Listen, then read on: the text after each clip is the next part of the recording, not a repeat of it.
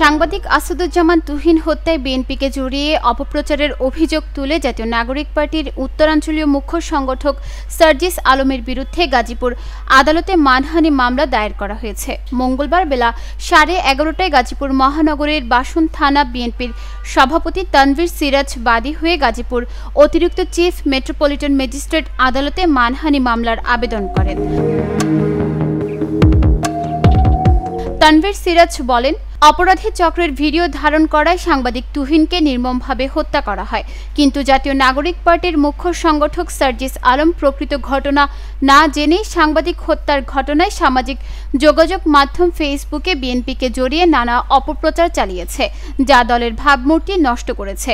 ইতোমধ্যে Gazipur metropolitan police commissioner এই হত্যাকাণ্ডের মূল রহস্য উদ্ঘাটন সহ ঘটনার সঙ্গে সরাসরি জড়িত 8 জন আসামিকে গ্রেপ্তার করেছেন, যেখানে রাজনৈতিক কোনো সংশ্লিষ্টতা পাওয়া যায়নি বলে জানিয়েছেন তিনি। তানভীর সিরাজ আরও বলেন, আশা করি ন্যায় বিচার পাব।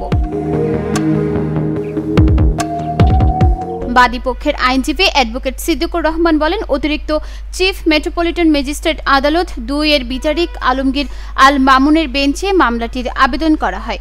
পরে শুনানি শেষে বিচারিক মামলাটি আমলে নিয়ে আদালতে সিআইডিকে তদন্তের নির্দেশ দেন। প্রসঙ্গত, সাংবাদিক আসাদুজ্জামান তুহিন হত্যার ঘটনার পর গত 7 আগস্ট সার্জিস আলম তার ফেসবুক স্ট্যাটাসে লিখেন, গাজীপুরে এক বিএনপি নেতার চাঁদাবাজি নিয়ে নিউজ করায় দুপুরে আনোয়ার নামের এক সাংবাদিককে ইট দিয়ে থেতলে দেয় বিএনপির কর্মীরা। তিনি আরও বলেন, দৈনিক প্রতিদিনের কাগজের সাংবাদিক তুহিনকে গাজীপুরের চৌরাস্তায় চা দোকানে রাতে করে হত্যা করেছে চাঁদাবাজ সন্ত্রাসীরা।